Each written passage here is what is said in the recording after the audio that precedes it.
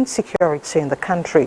Speaker Abbas urged the National Defense College as a research-based security institution to come up with proposals on how best to address the challenges. The introduction of the policy significantly reduced terrorism, reduced kidnapping, and all forms of banditry. I'm sure, Mr. President, and we at the level of the Parliament will be very, very interested in knowing if it is a policy that we need to reintroduce back and be able to give it a better human face, if at the end of the day it will help to improve the security of this country. Rear Admiral Olotu urged the Speaker to facilitate passage of the bill seeking to change the name of the college from National War College to National Defense College. In other news, paramount ruler of Ebiraland, Alhaji Ado Ibrahim, the Onohi of Ebiraland, has passed away at the age of 95 after a brief illness in Abuja. Born on February 7, 1929, he served as the fourth traditional ruler and the current Onohi with headquarters in Okene. Throughout his life, he pursued education in both Western and Quranic schools, obtaining a bachelor's degree from Harvard Business School in 1959, among other accomplishments. In 1997, he was coronated as the Onohi of Ebiraland by the then governor, late Prince Abubakar Audu. His remains are expected to be brought home to Okene today for burial in accordance with Islamic rites. And joining us live to give us the mood in the area at the palace is Jonathan. Jonathan, thank you so much for joining us on Nationwide.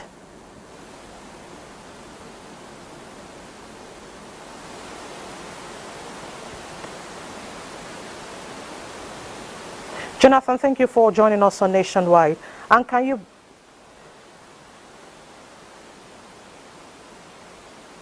brief us on the mood in the area at the palace now?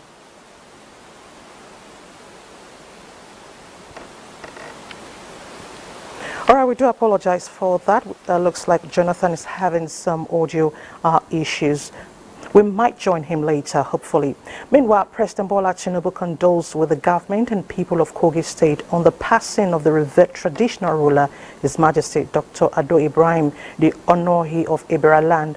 President Tinubu says the death of the Onohi is a painful loss, describing the late monarch as a peaceful, loving monarch who is highly respected and admired for his deep insights, wisdom and sophistication. President Tinubu urges the good people of Kogi State to take solace in the legacy of peace and fellowship left behind by the late monarch and prayed Almighty Allah to grant him Al-Jannah Firdaus. And I hear Jonathan is now ready for us. Jonathan, thank you for joining us on Nationwide. Yes, many thanks. Thank you so much. So could you tell us what's the mood at the palace right now? Well, it's a very sad mood. It's a very sad mood. If you look out, I wish you could see outside to see the number of people out there. A flood of people waiting for the arrival of the body.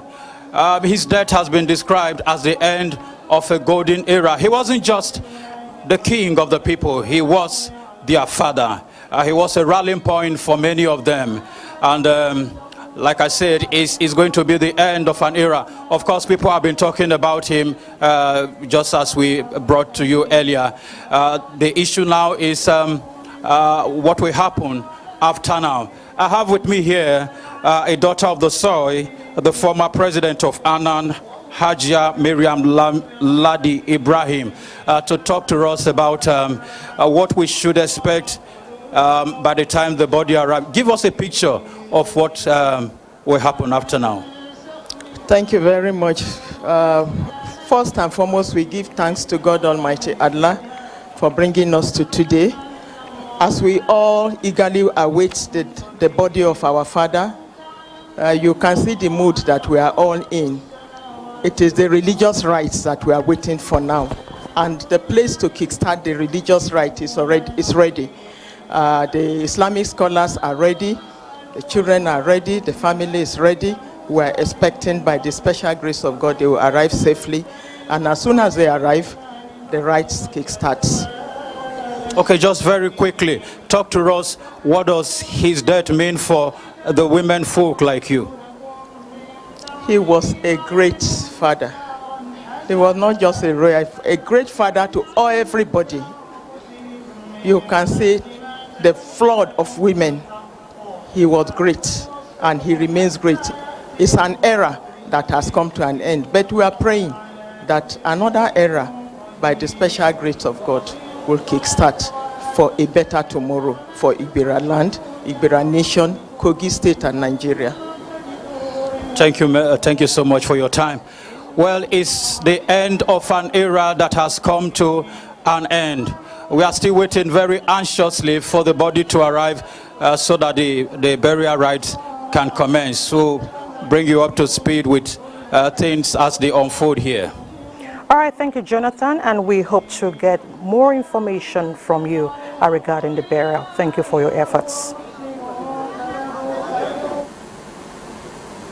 And from Kogi, we now head to Lagos, where Adiola is still standing by for some reports.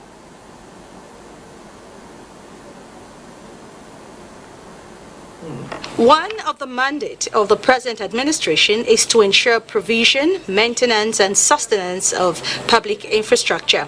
For this to be achieved, the Minister of Works, David Umahi, was in Lagos on an inspection tour of the upper and under decks of 4 major bridges before reparation work begins. Larry Belei, who was on the tour entourage of the minister, has details.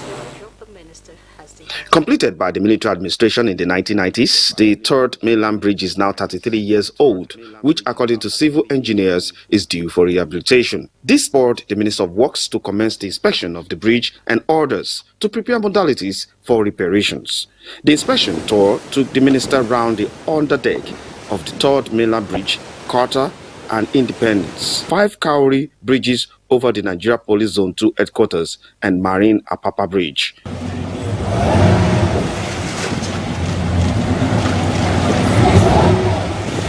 He also inspected the pie caps and piers of each bridges, noting the degrees of attention each section requires.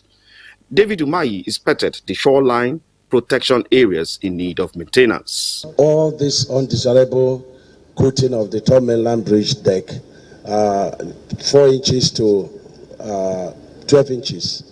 We mill everything out, and we will now clean it and then relay only 2 inches asphalt on top of the third mainland bridge.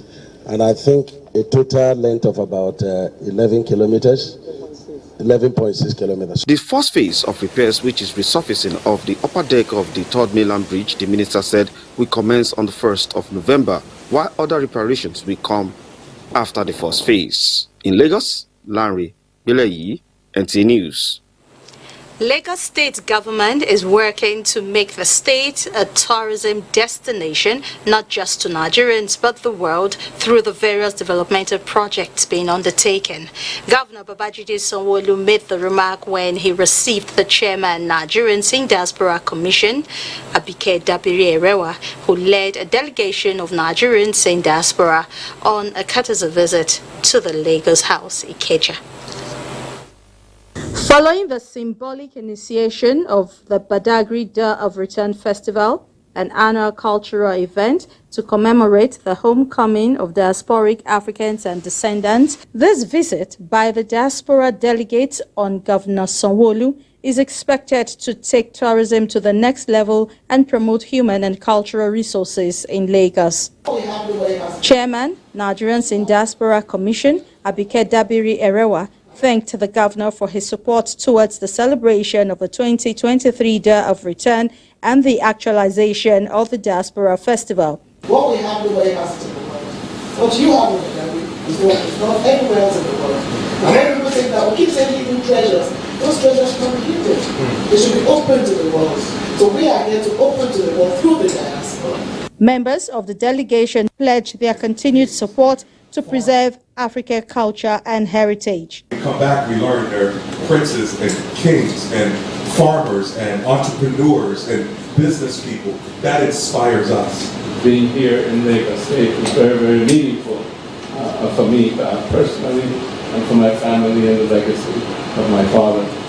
Governor Sanwo-Olu promised his administration's willingness to partner relevant stakeholders, especially those in the diaspora, to strengthen the Day of Return Festival. And we're intentionally trying to develop the ecosystem that can make Badagry on its own a sustainable city.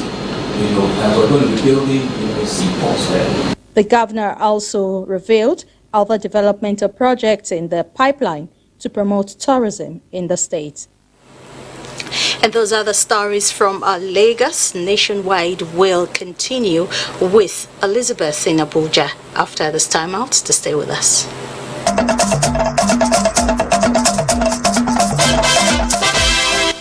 You're still watching Nationwide on NTA. Now let's tilt our attention to health. Minister of Health and Social Welfare, Dr. Ali Pate, and the Secretary, Health Services and Environment Secretariat, Dr. Adedolapo Fashewe, have reiterated that health is the pillar of the renewed hope agenda of President Bola Tinubu's administration. Shuaibu Onoze Yakubu reports.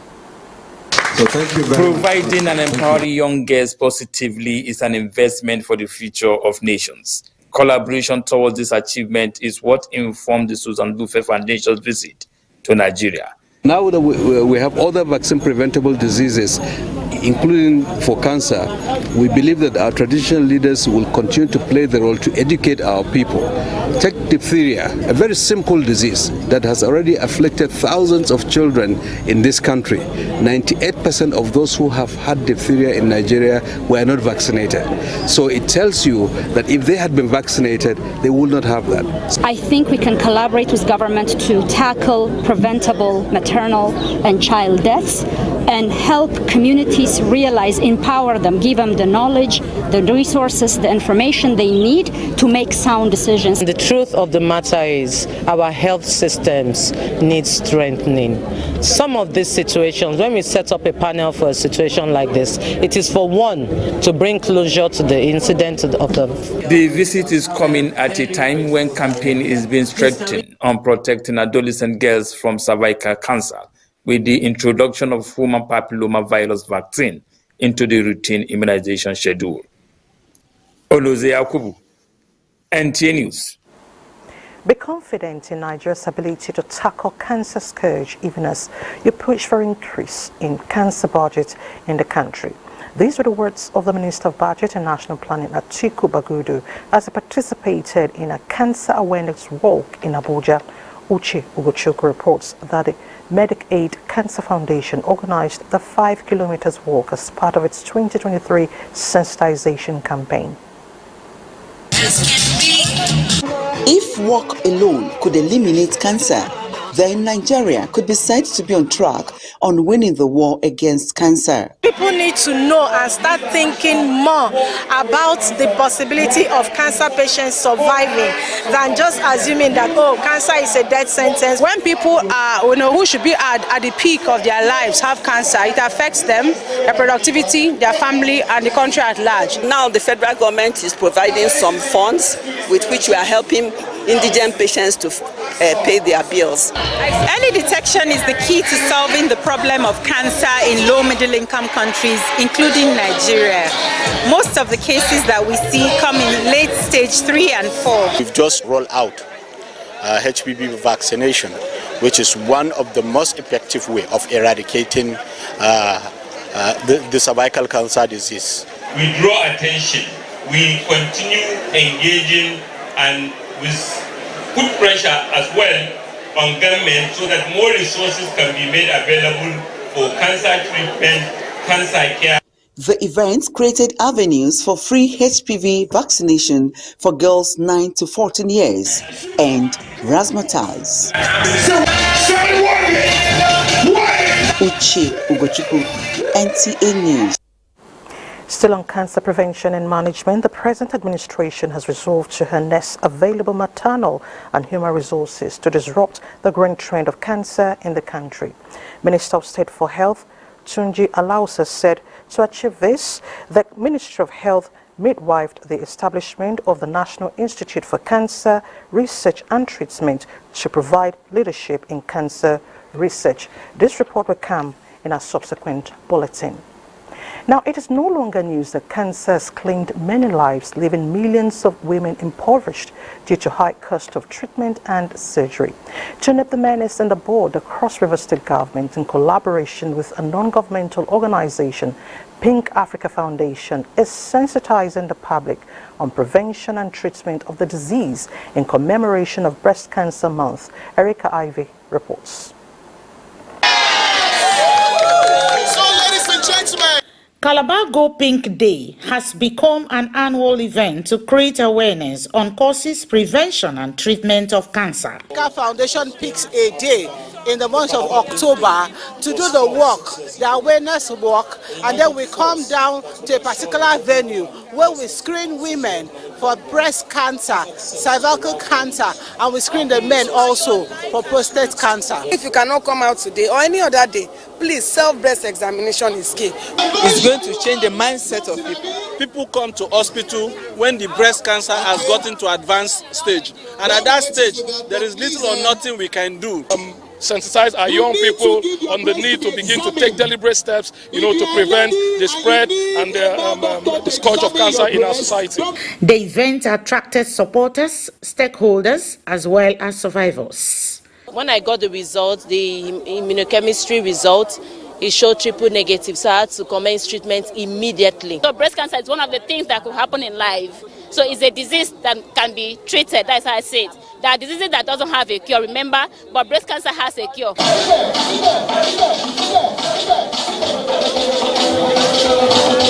In Calabar, Erica Ivy, NTA News. Meanwhile, efforts to eliminate polio continues with the theme Together We End Polio. This is a thrust of the Rotary collaboration work with partners to mark 2023 World Polio Day in Abuja. Hakimat Aliu has details. Politis, often referred to as polio, mainly affects children under 5 years of age, and 1 in 200 infections lead to irreversible paralysis. Research, however, shows cases of wild polio virus have decreased by over 99% since 1988, and from 125 endemic countries to just 2 countries as of October 2023. This roadwork through the streets of Abuja is to intensify support for global eradication of polio and celebrate success made so far in Nigeria. The WHO, that World Health Organization, goes on, regularly to do the surveillance to ensure that there is a very serious drop in the polio virus. We are creating awareness that people should know that this dreaded disease is here around and want to pick it out to the whole world. We are celebrating the eradication of polio. World Polio Day is not just a day. It's a day where we celebrate the achievements that we've done in trying to take away this disease called polio. The event also featured free basic medical checks for participants.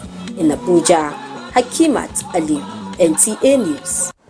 Still on health matters, towards meeting the 2023 global target to end HIV/AIDS, the National Agency for the Control of AIDS, NACA, is speeding up action. Salwat Khalil Ibrahim reports that the agency is partnering information managers and social media influencers in its bid to curtail fake news and stigmatization as they relate to HIV/AIDS in Nigeria. 2 decades ago, Nigeria began the battle against HIV/AIDS with some level of progress recorded, especially in terms of access to treatment. However, some challenges still persist, one of which is discrimination against persons living with HIV/AIDS, as well as misinformation about the virus. Our mission in NACA is to make Nigeria a nation of people with functional knowledge of HIV who provide care and support to individuals, families, and communities. It is time for our youth, especially adolescents and young persons, to start demanding for HIV services. As journalists, we can use our platforms to pass on the right message. Journalists, influencers, people that have influence with what people think. They can help change the narrative. All we can do is try to filter the amount of fake news that people get to read and listen to on a daily basis. Prevention, access to treatment and the right information are pivotal to meeting the 2030 target of ending the fight against HIV/AIDS. Experts here agree. Salwa Khalil, NTA News. And it's time to join Chinenye in Enugu for more reports. Hello, Chinenye. Elizabeth, welcome to Enugu. A Pan-Igbo women organization, Nkatandi Yomibo, has ended a 2-day conference in Enugu with a call for the inclusion of women in peace talks and nation building. Chegonu Aro reports that the conference, the third in its annual series, attracted from across the globe members comprising women who are Igbo by birth or marriage. Nkatandi Yomibo was founded in 2020. It is meant to promote positive Igbo culture and customs in the sustainable development of the Southeast Zone and Nigeria in general. Nkata, which translates to dialogue, is a social tool for conflict resolution, peace, and unity in Igbo land.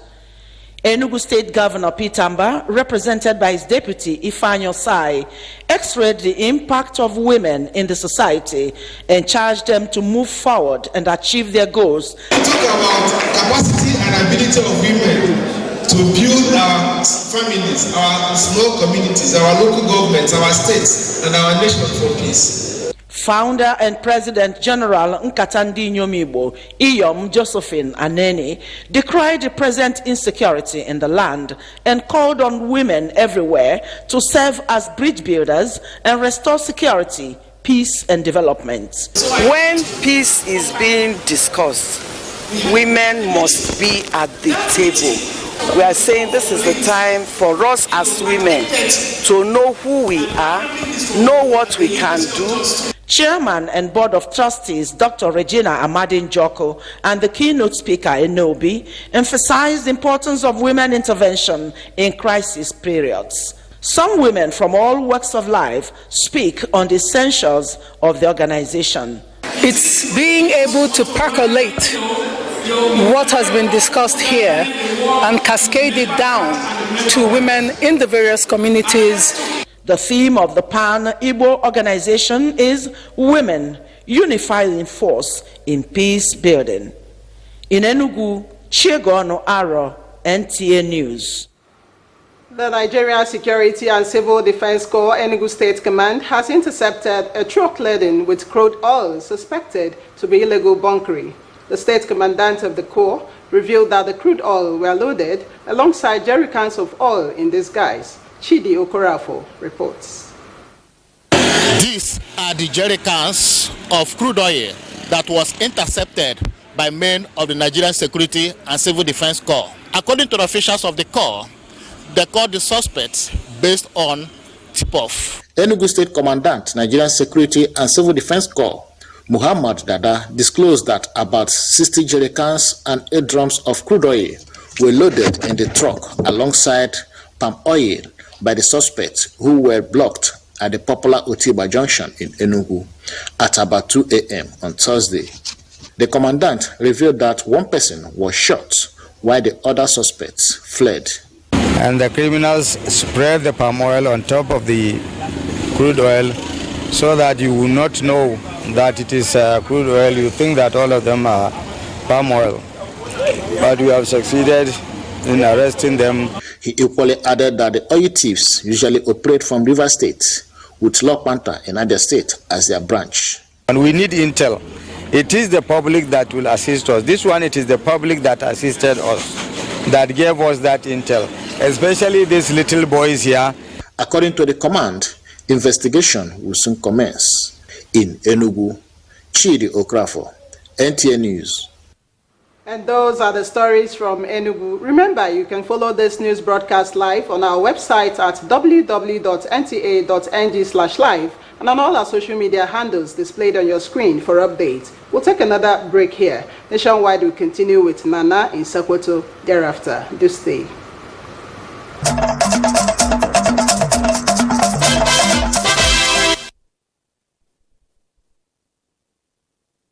When you're still watching Nationwide, welcome to Sokoto. The federal government has made necessary arrangements to revitalize integrated Almajiri system of education and drastically reduce out-of-school children across the country. Minister of State for Education, Dr. Yusuf Tanko Sununu, disclosed this during a visit to Sokoto. Zainab Said Abdul Nasser has more. Dr. Yusuf Tanko Sununu, who is in Sokoto to interact with stakeholders in an effort to restructure the Almajiri system, stressed the importance of relevant stakeholders' collaboration, particularly the state governments. He said the federal government has decided to restructure Almajiri system of education to a sustainable and viable system that will ensure adequate education and empowerment of the children and drastically reduce the number of out-of-school children and improve the existing nomadic education commission. The minister said the National Commission for Almajiri Education and Out-of-School Children has been established by an Act of National Assembly to signify the commitment of the federal government in changing the narratives. The Executive Secretary, National Commission for Almajiri Education and Out-of-School Children, Sha'aban Ibrahim Sharada, revealed that apart from integrating Almajiri and out-of-school children, the Commission plans to integrate overage individuals, adding that with legal backing, the Commission has plans to integrate or establish 100,000 Almajiri schools from 2024 to 2027. With 25,000 each year. He said 10 million Almajiris will be integrated within the 4-year period and 200,000 teachers are to be recruited in 4 years with provision of adequate teaching and learning materials. He stressed that the graduating children will be employable as they will be given certificates and have the right to hold any public office. Secretary to the Sokoto State Government, Muhammad Bello Sifawa, who represented the State Governor Ahmad Aliyu, assured that the state government is ready to give all the needed cooperation to make the program a success. Of all the things government do, education deserves much support because without knowledge, no one can do anything at all. Sokoto, Zainab Said Abdul Nasser, NTA News. The Sultan of Sokoto, Muhammad Saad Abubakar, has assured the British High Commissioner to Nigeria, Dr. Richard Montgomery, of support all the time. He gave the assurance while receiving the High Commissioner at his palace. Dalhatu Abdullahi has more. The Sultan of Sokoto, Muhammad Saad Abubakar, described the visit by the British High Commissioner, Dr. Richard Montgomery, as a homecoming. He went back memory lane to highlight the relationship that existed between the Sultanate Council and the British Royal House. The Sultan commended the High Commissioner for coming to Sokoto. We are better as good friends, taking consideration in the relationship between Sokoto in particular and Britain, having been together for so many years, right from colonial days till we got our independence in 1960. So it's a special relationship between us, and I want to assure you we will build on that for it to be much, much better and stronger. The British High Commissioner, Dr. Richard Montgomery, told the Sultan that he is at the palace on homage. He commended the Sultan for his efforts toward fostering unity and peaceful coexistence among the country's ethnic groups. He solicited the Sultan's support in the discharge of his responsibilities. Recently, we've been extremely respectful of your role internationally in the region with the Nigerian crisis and the mediation efforts that you have been a central part of. So Your Eminence, I'm extremely honoured and privileged to be received by you, and we come with deep respect. In Sokoto, Dalhatu Abdullahi, NTA News. Well, that's our contribution here in Sokoto. Nationwide continues in Abuja.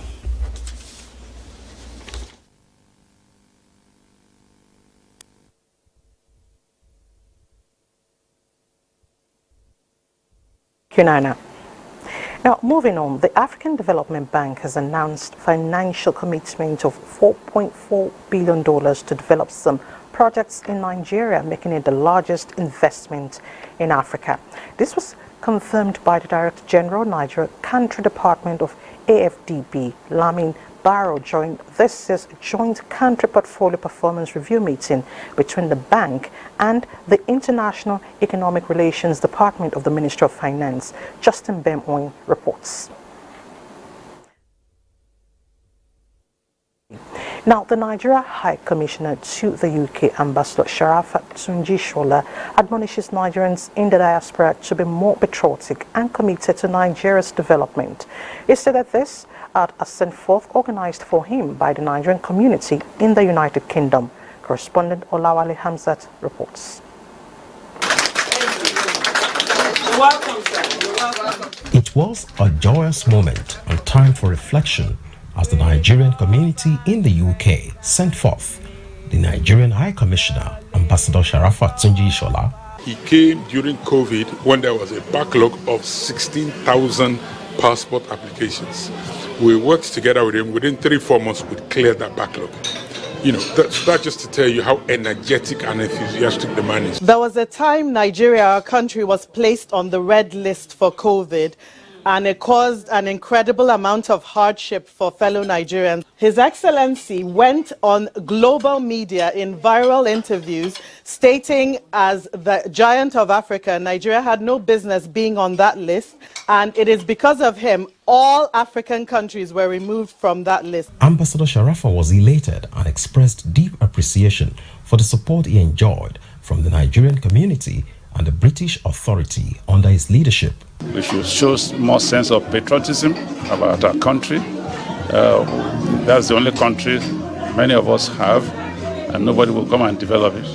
Earlier in August, President Bola Ahmed Tinubu had approved the recall of the High Commissioner by the end of October 2023, bringing to an end a 2-year tenure that began in 2021. Olawale Hamzat, NTA, London. And back home, Osun State Governor Ademola Adeleke has assured the people of his state that his government will not borrow to finance infrastructural projects. The governor stated this in Osogbo while announcing some projects his government will be embarking on in the state. Femi Afariogun reports.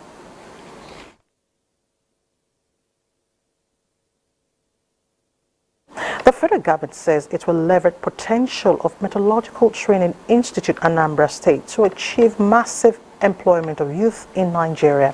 The Minister of State for Steel Development said this while on tour of the facility. Ifeinwa Dane Upai reports. Minister of State for Steel Development maiden visit to the Metallurgical Training Institute in Anambra beams ray of hope to the institute that has been plagued for decades of neglect and dilapidation. The minister is optimistic that equipping the institute will help to check unemployment and youth restiveness, noting that the federal government is committed to improving its citizens through creation of job opportunities. I am convinced that if government directs its attention, especially our government, that is concerned with the condition and the plight of the youth in terms of job creation, poverty eradication, not alleviation.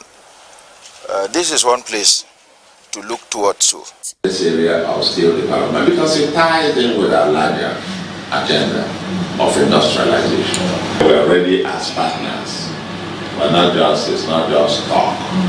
We are passionate. We have the capacity to do much more if we can just be given a little lift up. In Onitsha, Ifeinwa Dane Okpai, NTA News.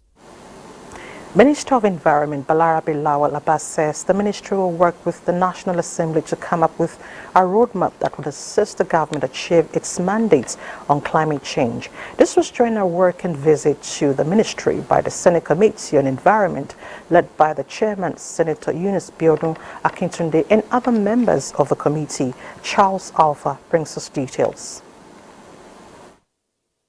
The working visits as part of legislative oversight functions is for the committee to familiarize with the ministry and its agencies with a view to evolving a synergy, effective formulation, processing, implementation and monitoring of government's programs and projects to deliver on the renewed hope agenda of the current administration. Would want to know, it might not be today, your level of preparation and constraint in respect of 2024 budget. As we told the honorable ministers, we are not auditors. We want to know how far you've gone with 2022 and 2023 appropriation. I want to inform you that we are now in the process of briefings.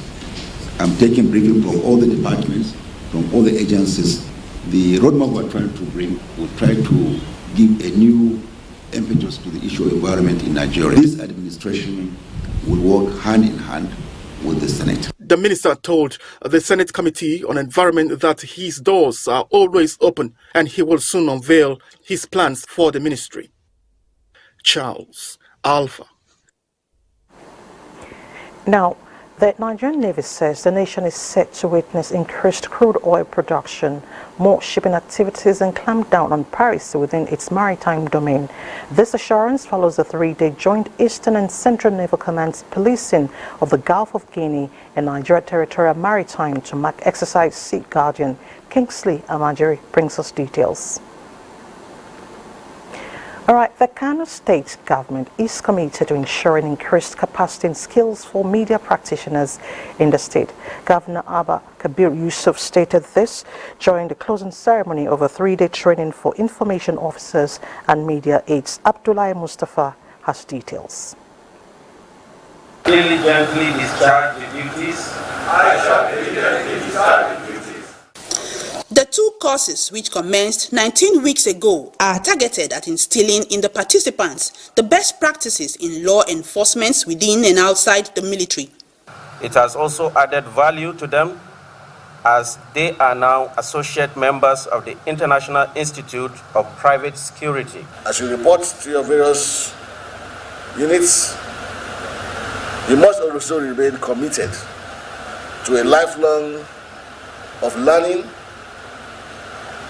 and service. As a government and host, we know that we can never achieve any meaningful development for our people without working together with the military and security agencies for peace. In addition, I sincerely congratulate all the graduating students for the enormous efforts they have put in the last 4 months. High points of the event were the presentation of certificates to participants and award of excellence to those who distinguished themselves during the training. In Makudi, Blessing Omecha Ebute, NTA News. Now to youth empowerment, selected youth from across the southwest geopolitical zone have been trained and empowered by the federal government through its Literacy for Economic Empowerment Strategy initiative.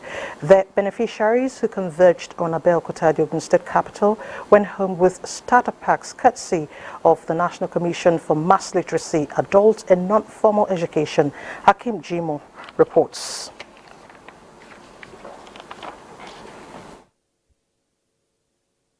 These are image makers of ministries, departments and agencies of Kano State government sitting together with spokespersons and media aides of political office holders.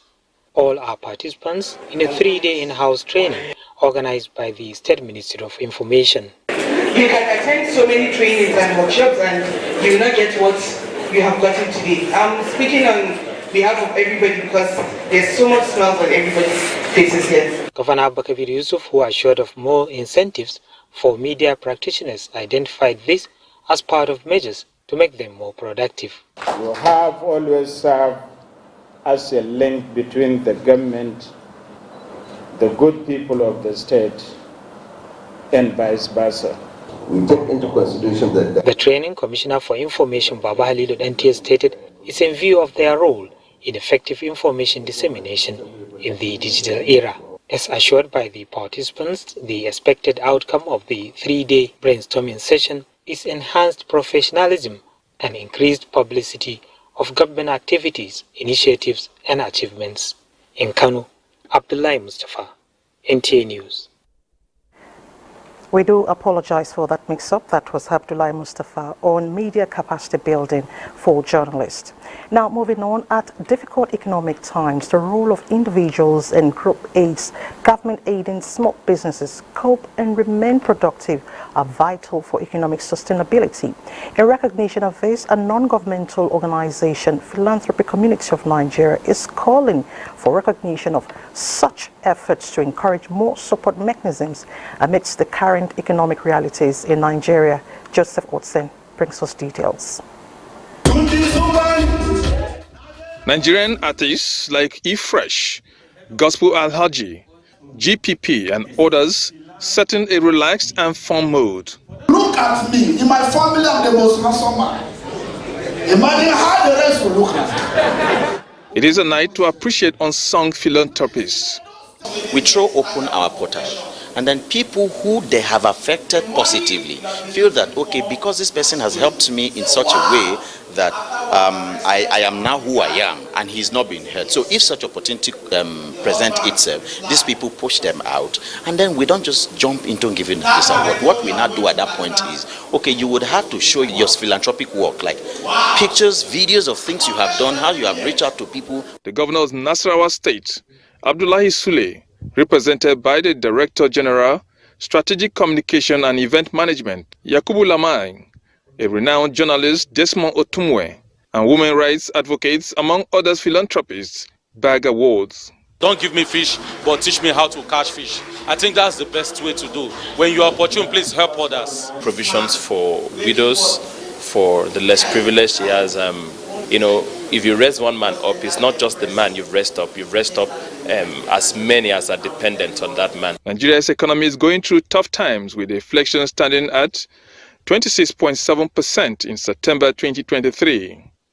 The government has rolled out palliatives to support citizens cope with the hardship, but many believe more supportive systems are needed to make life better. In Abuja, Joseph Utsen, NTA News.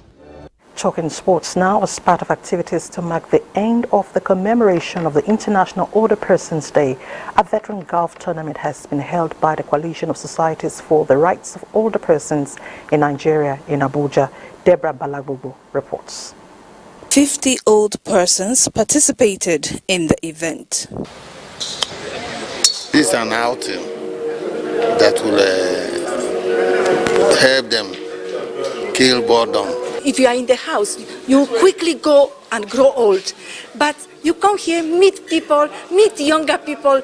They encourage you. You feel much younger than your age. I would say that it's a welcome development.